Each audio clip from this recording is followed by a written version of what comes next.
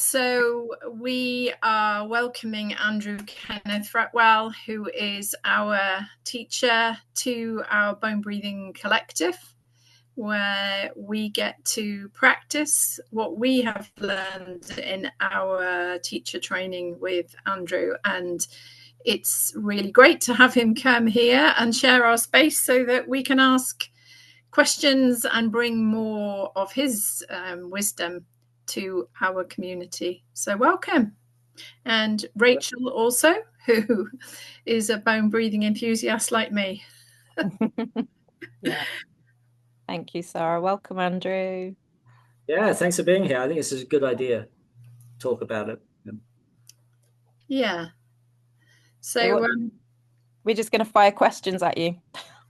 Yeah, 5 questions. That's good. Yeah, because I guess, you're both teaching it to people, and I guess a lot of questions come up about the practice and like what they can expect and like, yeah, what their expectations are, like things like that, because I think I get the feeling like this. I've said this many times, but there's almost like a spiritual supermarket out there, and there's so many practices, and so I think people sometimes get a little bit burnt out. Absolutely, absolutely. And yeah, we're seeing that a lot with people just like doing this, doing that, doing the headless chicken kind Yeah, of. And yeah, that's what I love about bone breathing because it brings you into your body and just grounds you. And yeah, of all of the practices I've tried in my life, this has really anchored me into my body, which is what we're here to be in our bodies, aren't we? yeah, yeah. Have you noticed that as you've anchored more into your body, that you have more sort of acceptance of your feelings and your thoughts? Like, is it easier for you to be with those changing things? Having recently gone through a bit of an emotional wobble, it's definitely been an anchor for me. I wouldn't say that the emotion, all the emotions are still there, but actually, I think I've been a lot more accepting of them and kind of gone, I'm human. I'm not spiritually bypassing. I'm not going to feel this. I'm going to feel it and I'm going to really feel it fully and then, move it out of my body. So I think that's what's been a bit different for me, noticing that I'm Yeah, accepting yeah, emotion me too. a lot more, yeah. And kind of going, Oh, it's good to be angry. It's like certain things, and it's like as long as I don't shove it down and keep it in my body, which is what I think I used right. to do. Yeah. Yeah. Yeah, Oh, I think I'd second that what I'm learning to do is to feel the full whatever's arising, to really allow it and to really feel it and know that it's my fuel rather than trying to project it or to deny it or repress it in any way. It's actually allowing it. And that I think that's a shared experience that a lot of people have expressed. They say things like, well, I don't know. I just know that I feel a lot calmer and therefore find it easier to deal with tricky situations still happen, but I find it easier to deal with them. yeah, Yeah. good. Yeah. So I'm going to follow on with a question about this as we're talking about embodiment. So Ali asked, just what are the steps to take to achieve full embodiment? Are there different levels where 1 is the beginner and 5 is you fully got there? How do I Yeah. recognize it? When will I know when I get there? How much time do I need to spend bone breathing? Okay, all right. Okay, let's go slow. But all that it's like the measuring, isn't it, that we want to do in our society? Yeah, yeah. And I'm always a little bit wary of words like full, and complete because we were working, we're a work in progress, right? Like, I mean, you wouldn't say to a little kid at 7 years old, oh, you're full, you're complete. There's something to go on, right? But I take the spirit of the question. The question's important because there are levels to it, right? So I would say the first level is, when you start practicing, I mean, the thing that I've noticed with all of my students is that they start to slow down. And they also, a lot of them, when they do the practice, they'll fall asleep and they think something's going wrong. actually nothing's going wrong. They're actually getting the rest that they need. So I would say the number one thing that beginners notice is they start to rest deeply. Because what you're doing basically is you're allowing the heat, the activity, the mind basically to actually stop. So, it's really powerful in that respect because you're taking the mind that's usually projecting into the future, right? All anxiety, by the way, comes from projecting into the future. All anxiety is about projecting into the future, which, as we all know, is not there. But somehow or other, our mind has this capacity to project into the future, and then that creates stress for us. Right? And oftentimes we're projecting into the future what happened to us in the past. The body is right here, right now, and especially your bones, right? Your bones don't have anxiety about the future. Only the mind does, right? So when you bring the consciousness, when you bring the awareness, and we use the breath and we use our attention, and we start to breathe into the bones, what we're doing is we're taking all of that projection energy, that energy that goes into the future, and we're bringing it into the present moment. And when you come into the present moment, you get in touch with your needs. And oftentimes our need is for rest. Yeah, I'm always remember someone, you know her, Becca. She said she started practicing bone breathing, thinking it was just another course to do. And she slept through Christmas. Yeah. It's a great testimonial, but she was exhausted. She was absolutely exhausted. And oftentimes people, when they first start, this is some of the experiences people can have. They do the practice and then they think they're falling asleep, but actually they're going into a place of regeneration. And when they come out of that, they're like, oh, I thought I fell asleep, but I feel energized. I feel like I've got more energy. So that's a very common, that's one of the first things that people experience. It's like they start to calm down and they start to rest and their sleep improves, right? This is the number one practice for things like insomnia. Okay, so I would say that's the first level, right? You start to slow down. Sometimes it looks like not much is happening, but you are actually starting to get rest now, right? Second stage, the bones start to become alive. So you start to realize that the bones have some sort of consciousness in them. Did you have a question? Did you say something then? I heard No, someone say something. Oh, no, okay. Maybe it was something came through. Anyway, the second stage is like your bones start to wake up. This is a nice stage because now you have something reminding you to stay in the present moment. So, like the bones, they start to have an awareness to them. The Taoists call that Shen or spirit or awareness, but the bones are solid. Like most people think of them as solid, right? And most people don't even think about them until they break one. And then they're like, oh my God, I never knew how important it was, right?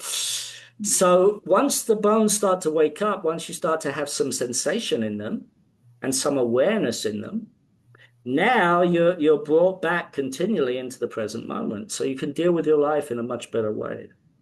Okay.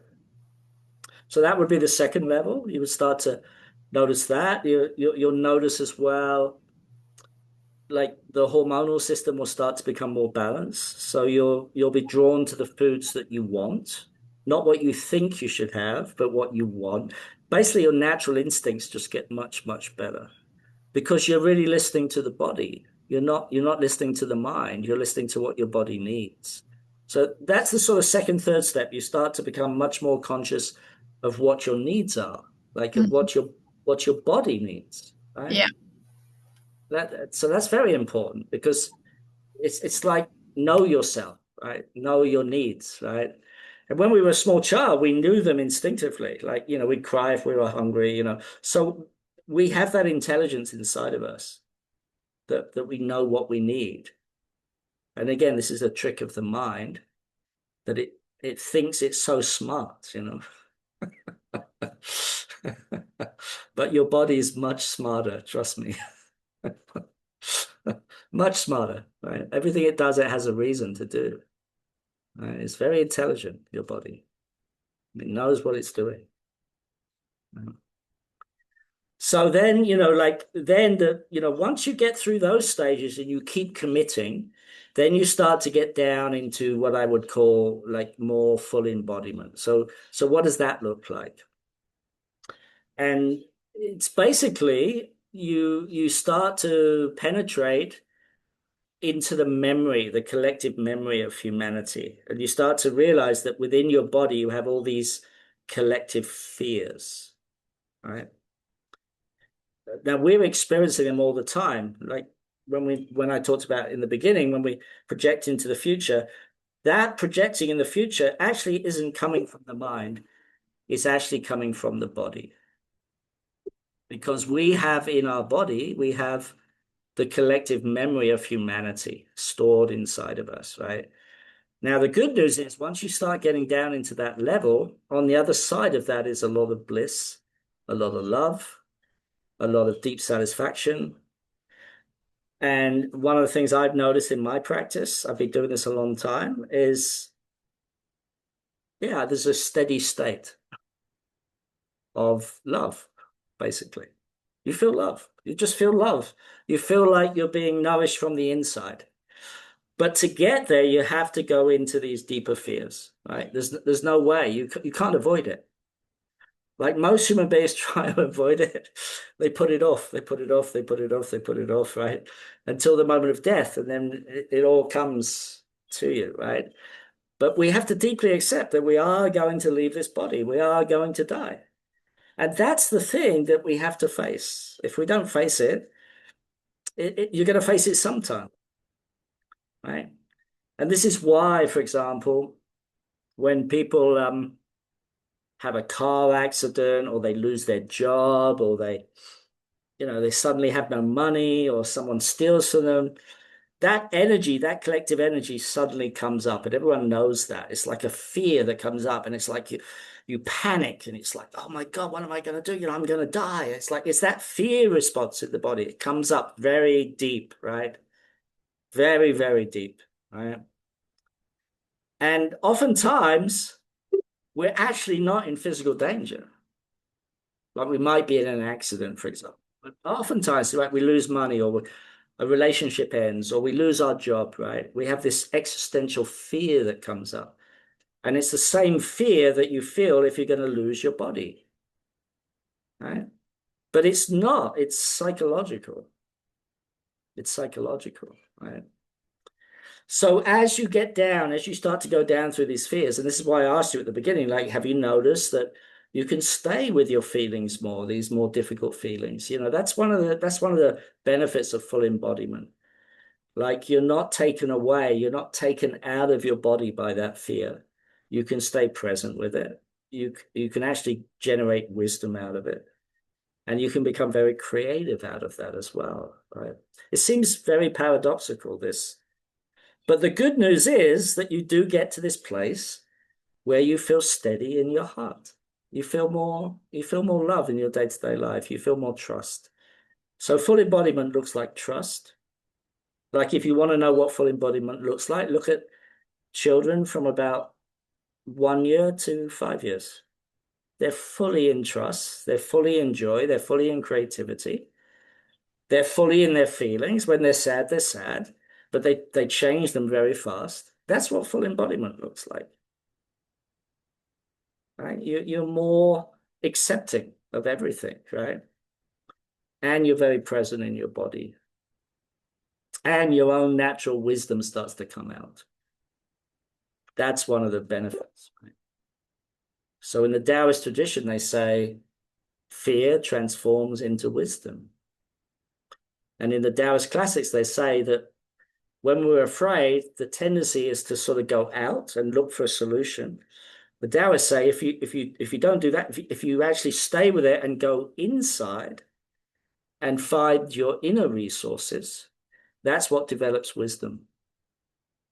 But sometimes it's just a question of just staying with your fear, just staying with it, right? And then the wisdom comes. But for most people, they're not really excited about facing their death, right? But many people are excited about having better health, sleeping better, being more present, not being so future orientated. So there are many levels to bone breathing. Everyone can choose the level that they want to go at, basically, But for me, I want to be free. Like I told myself a long time ago, freedom is the most important thing for me. So that's the most important thing for me, to be free of all these collective, fearful influences that I've inherited from my family, right? Yeah. Thanks, That's it. Andrew. Yeah, Yeah, that's powerful, isn't it? yeah. Powerful.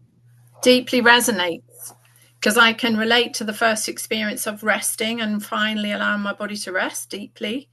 And I can also relate to all these little twinges. Like I used to often have pain in my knees, in my joints. And that all at that second stage, it's almost like the more nourishment I was allowing, that all seemed like the body reorganized itself in a way. Yeah. I felt Yeah.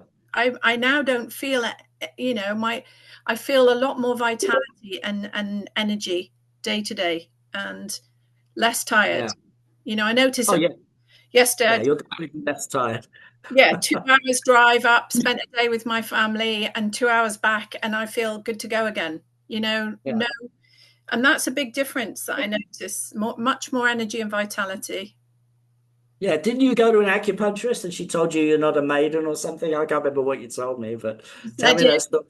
She said, considering you're in a crone body, you've got the energy of a maiden. That's what she said to me.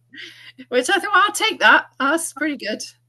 Yeah. Yeah. But Yeah. alongside that, I feel I've got that what you were talking about, a lot of the fear now. I know intuitively, it doesn't mean that my mind doesn't still say different things, but I just don't listen anymore. Right. It's not Yeah. important anymore because I know that there's a deeper wisdom contained within that is a deep, Yeah. it's like with that wisdom comes a connection to everything and therefore a far deeper trust, embodied trust. Yeah. One of the things I've noticed about you, Sarah, because I've known for quite a while, before you studied bone breathing with me, but one of the things I've noticed about you, I could go back in time and show you, but before you started bone breathing, your voice was very quiet. Like it didn't have much power, it didn't have much chi in it. But now you have so much chi when you speak, and it's so noticeable to me. Mm, yeah. There you go. Another side effect. Confidence. Yeah, the voice gets stronger, because literally our voice is from the heart, right? This is where it comes from, right? We speak our truth, right? So one of the things that happens as you practice bone breathing, the throat opens, the heart can speak more fully. You're not constricted here. You Mm. speak your truth without fear. Love that. I love that. So I wonder if we could kind of rewind a bit, and could you talk a little bit about the lineage and the origin of bone breathing? Sure, sure. So this is like at least a 5,000-year-old practice, maybe even longer. The Taoists have been teaching this approach for many, many, thousands of years, right? And originally this practice was the original name was bone marrow ne gung.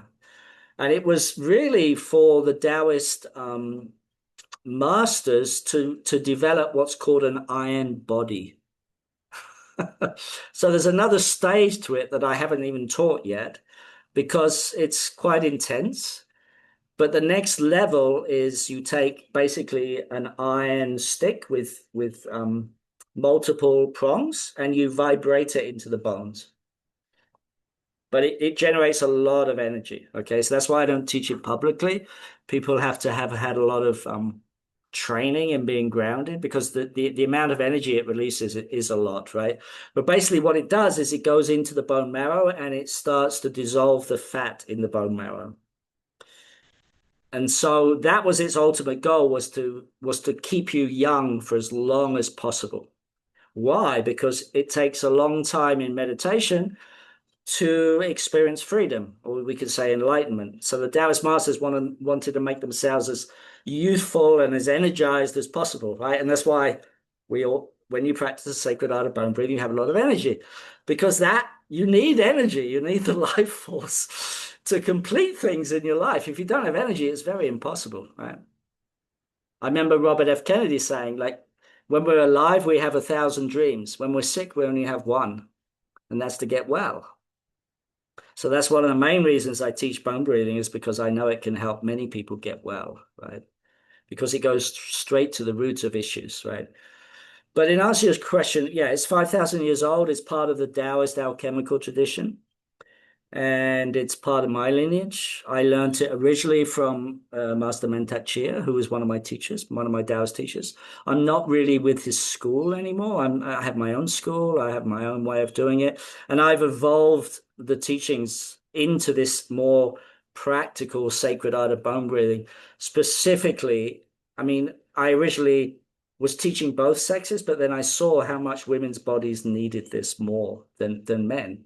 And we've talked about this before, because we live in a society, what I call the patriarchal society, that makes women's bodies much more stressed. And this is why they have so much difficulty with the hormonal system. So that was my main incentive for this. But I teach it to both sexes, you know. But ultimately, this is a practice of longevity. That's the reason for it.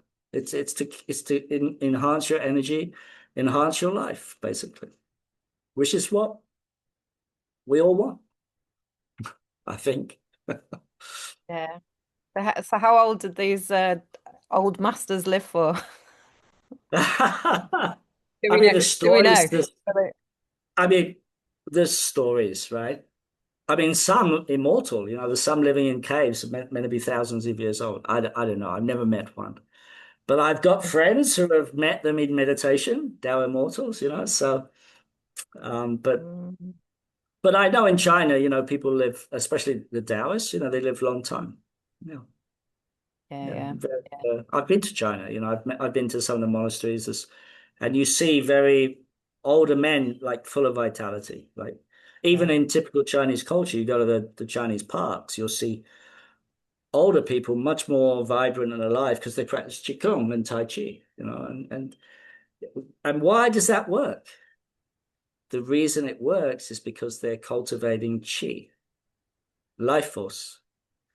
In the West, we think the life force is only material, right? So hormonal system, a great example.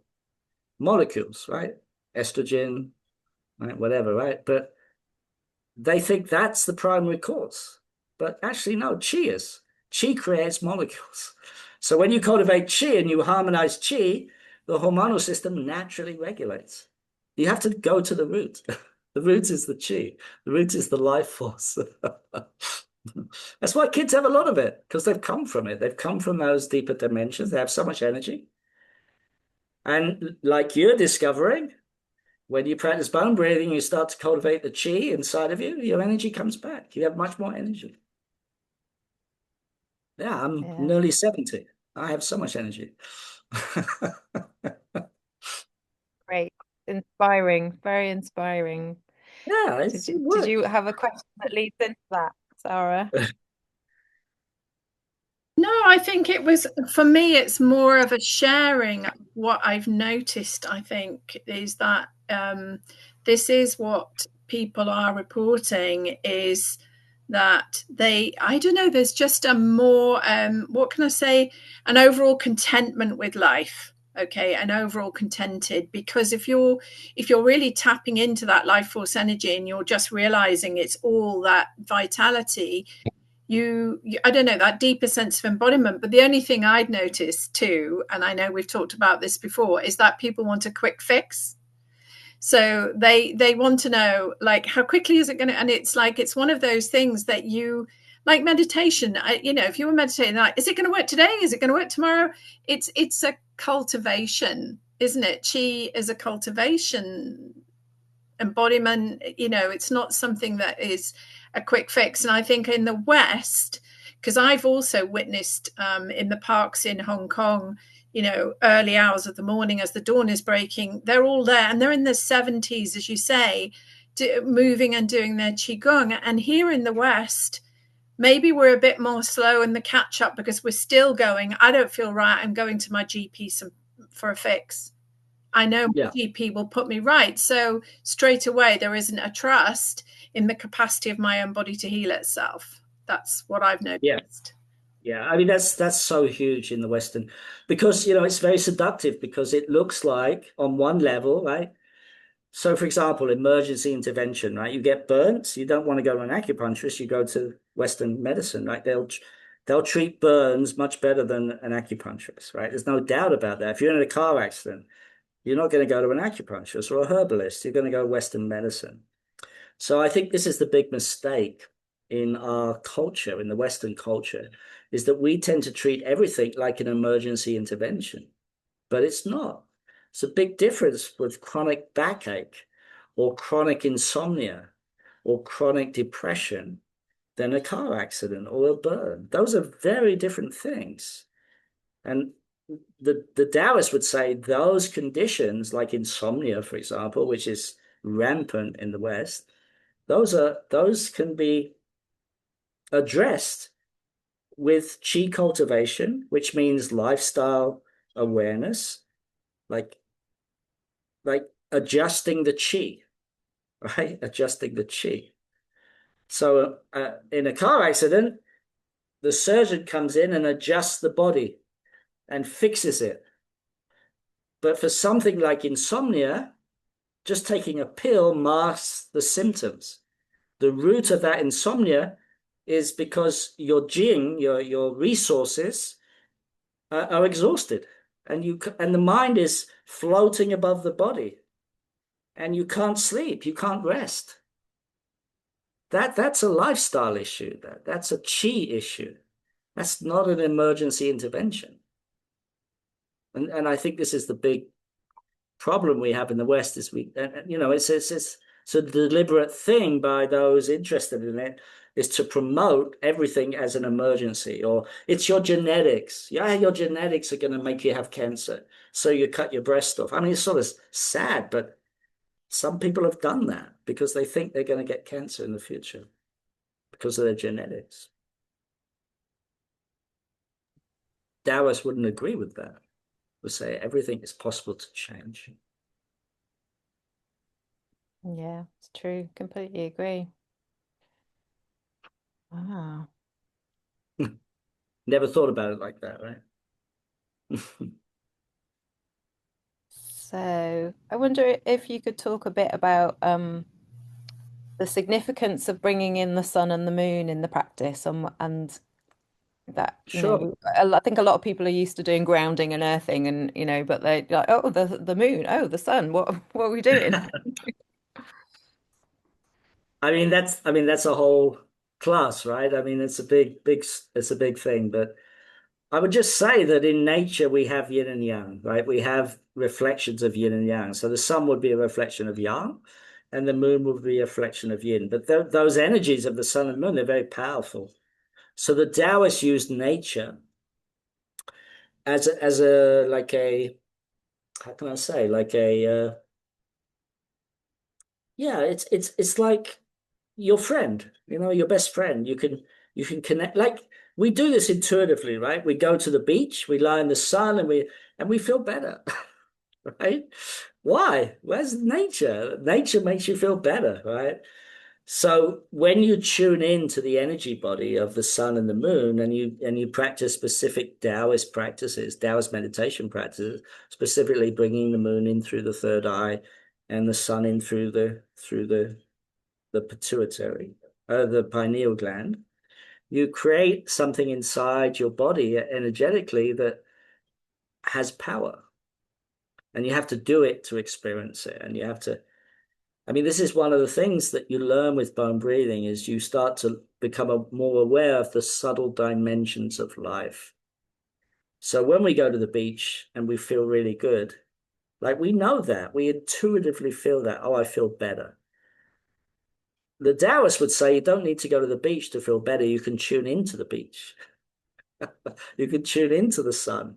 You can tune into the ocean. Like, we have that energetic capacity. And we've lost it. We've lost how to do that. We used to call these people shamans and priests and all these types of things, but we have that capacity. We have this ability to project our consciousness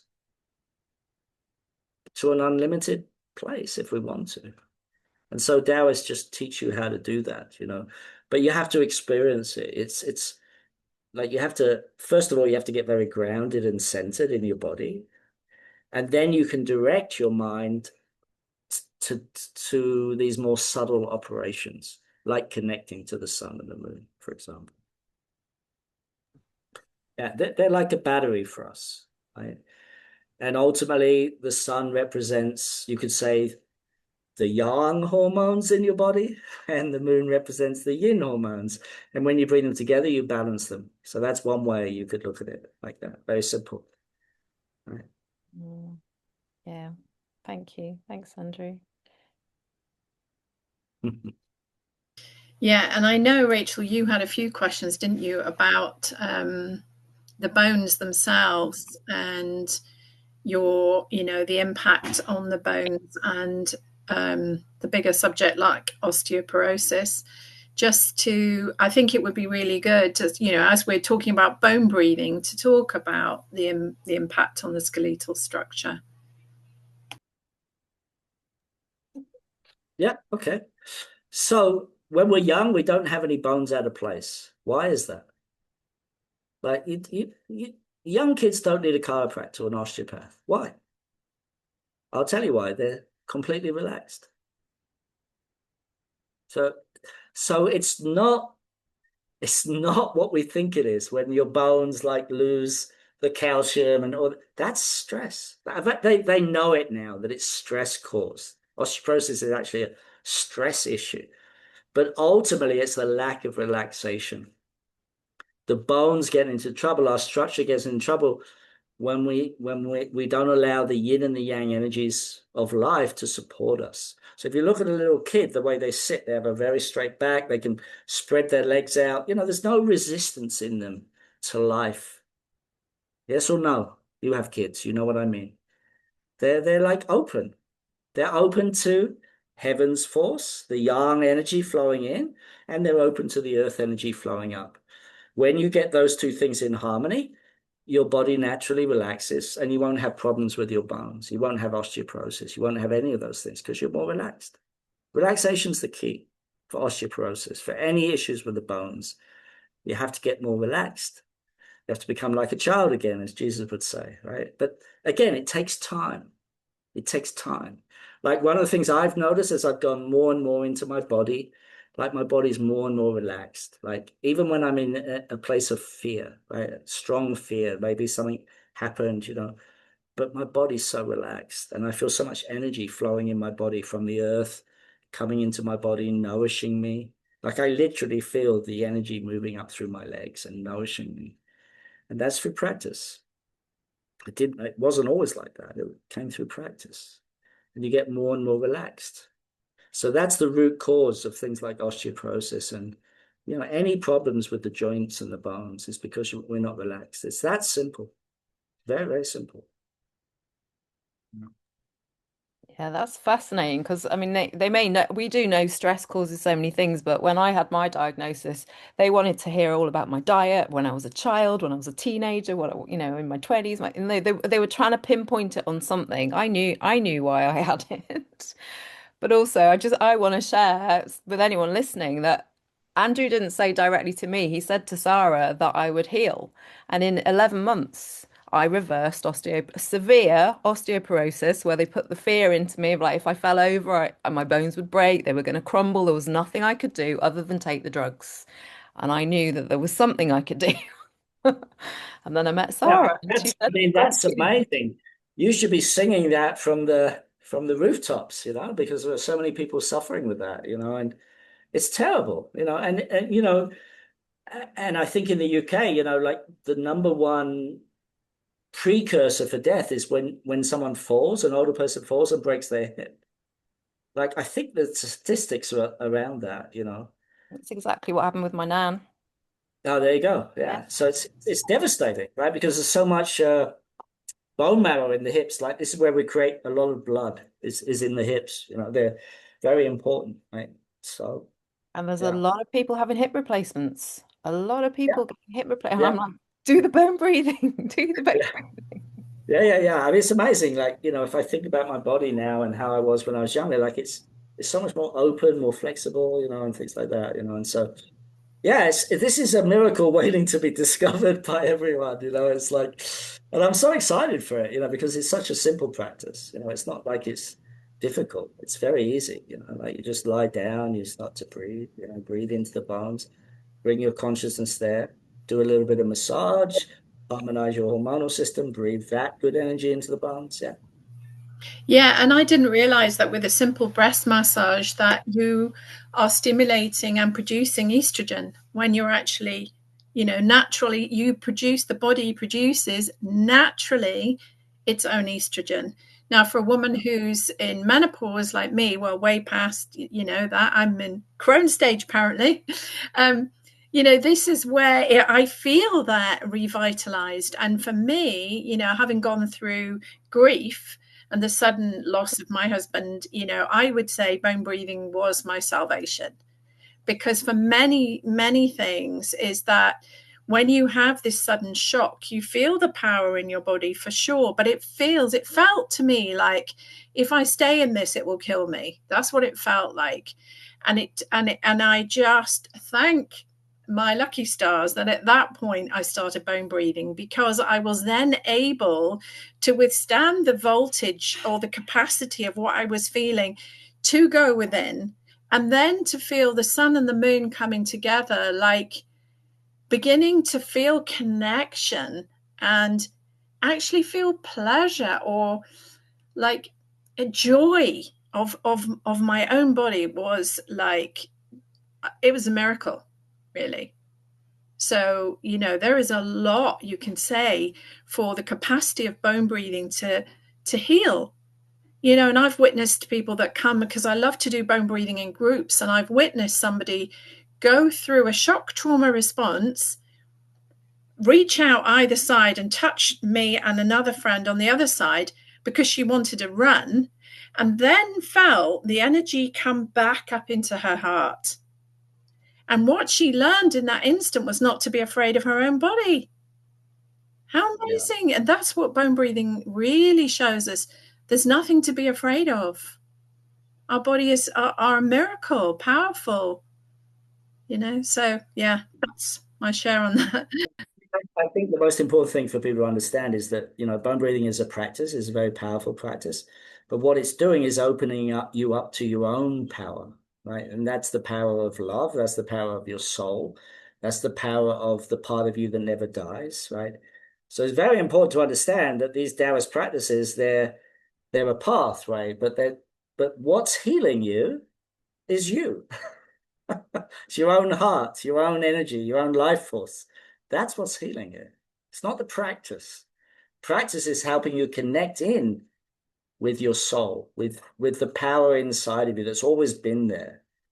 Like I said, I go back to kids, right? And you see kids, they're so creative, right? They're incredibly creative. They're incredibly joyful, incredibly trusting. They didn't learn that. That's coming from within them. And that's why Jesus said, you want to enter the kingdom of heaven? You want to go back to, you have to become like a child again, right? You have to like learn that level of trust again in the life force, right? But very important that people understand that it's just a part, it's a practice, and it's connecting you to your own power. Very important that. Otherwise, you'll stop practicing. Yeah, nobody teaches us that. Yeah.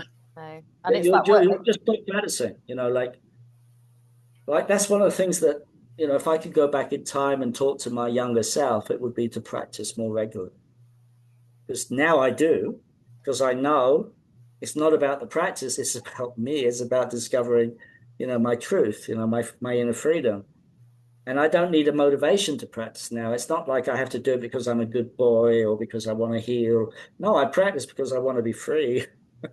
I want to be free, you know, I want to be free before pass, and I want to fulfill whatever potential is inside of me. So that's why I practice, is to bring out that potential, to bring out what I know is there, like to recover the trust that I have had as a very young child. I Beautiful. would say that's still an ongoing journey for me, that learning that level of trust again in the life force.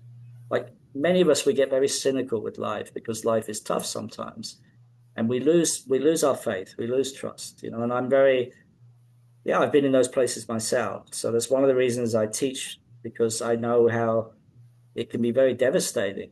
Like you talked about, Sarah, losing someone, yeah, you could actually, and many partners do, right? Especially in a very close relationship. One partner dies, then 6 months later, the other one dies, because like they haven't really connected in with their own resources, that the other person was their resource in a way. Yep. Mm.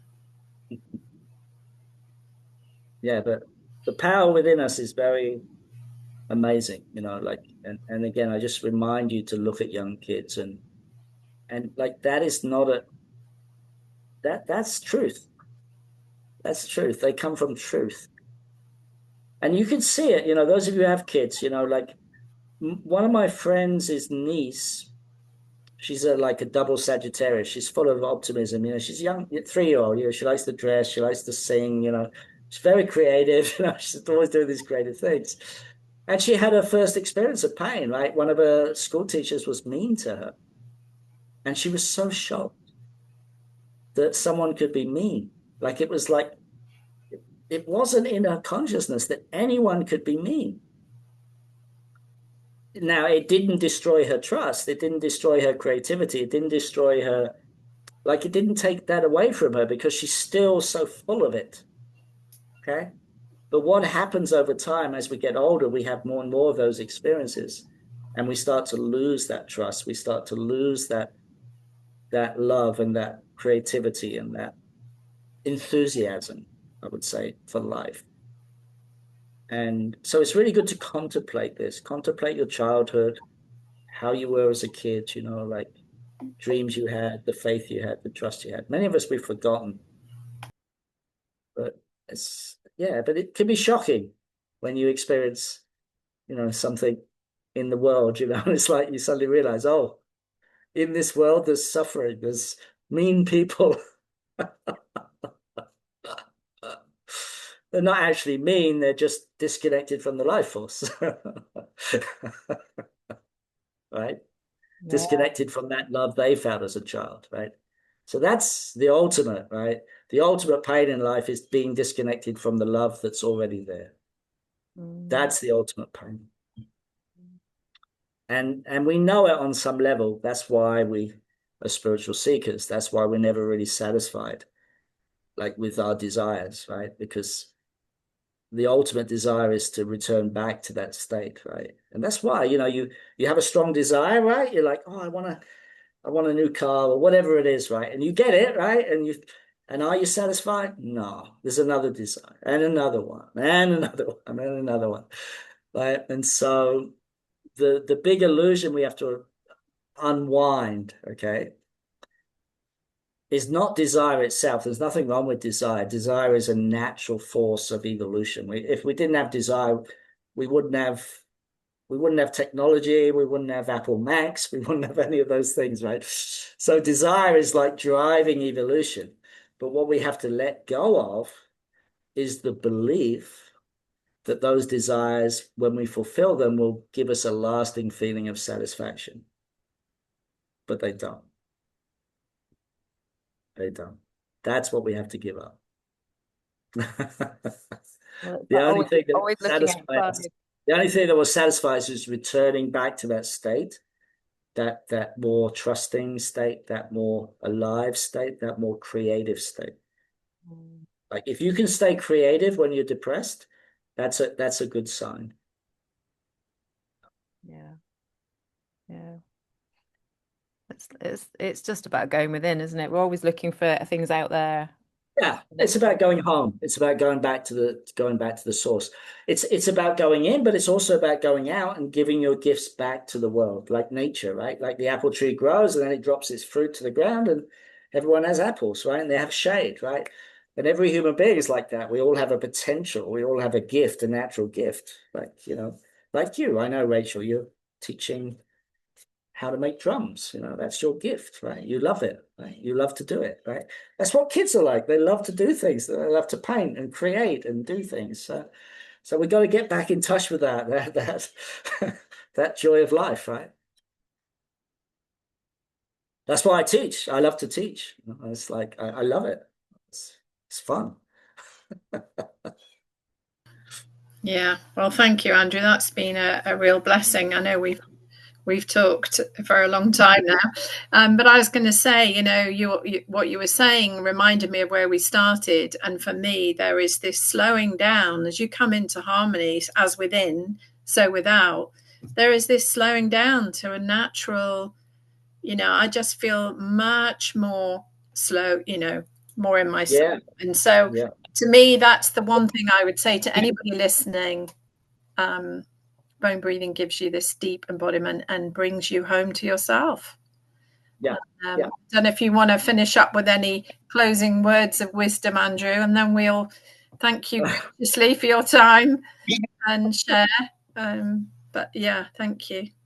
No, I want to thank both of you for being so passionate about it and wanting to share it with others. I think that's really important. Like that, when women and men start to heal, that they then play it forward, right? Like that's one of the most exciting things for me and my work is to see, like the two of you. Like I know you've helped many women, right? Start to feel better. Like how does that feel for you guys when you do that? Like what sort of stories do you get back from people? Do you know, I've had so it's my old Reiki teacher's mother-in-law who's in her 80s and she's just moved Okay. house and she started doing bone breathing with me before Christmas, no, January. All her Okay. pains have gone. She moved house with as little stress because and she's in her 80s and she's doing it every day. She's just like, that's it, I'm converted. I'm doing it every day. And I can Wow. just feel this like sprightly energy off her. And she Wow. I mean that I was nearly crying when she was like sharing with me how she's Right, she's had right, right. knee pains, all this stuff going on. She's like, my knees are great. My knees are there's nothing going on with my knees anymore. Now, okay, so now I have a question for you. Can you feel the difference with that type of satisfaction where you share something with someone and you see it has an impact? It's a completely different experience to having a desire fulfilled. Do you get the difference between those two things? That just gave me goosebumps. Yeah, absolutely. Yeah, What yeah. is that? What is that? It's love. Yeah, well done. Love is the ability to contribute to life. That's what love is. That's what nature's doing to all of us, is contributing to us. But we're so superficial with, oh, it's so beautiful. But actually, no, it's love's adornment, is nature. That's love. If we didn't have it, if the sun didn't shine, we'd all be gone, right? Yeah, but it's really good you shared that, right? Like when you shared that, it's like your heart, like it's like, yeah, it's such a feeling, like that you're somehow or other connected to something bigger than just, yeah, something else, just getting your desires fulfilled. Yeah, and I think for me, it was somebody who was new to the practice actually, and I often find when they come around, if you have a group, it takes a while before anybody says anything. And I've just sat there in silence going, "Oh, okay." But she shared and she said, "I don't know what to say. It's the first time ever my mind switched off and I felt peace." And Oh, she's a good. mum who's gone through a lot in her life. And she said, "I never ever thought that I would feel that peace again."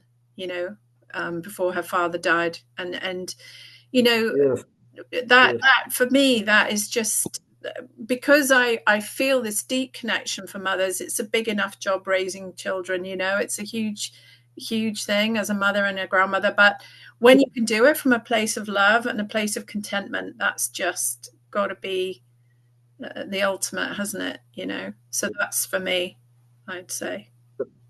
Beautiful. Yeah. Thank you for sharing it. That's great. Yeah. Yeah. Yeah. Okay. I think we can finish there. It's good to finish on that. Good Yeah, story. cool. Thank you so much.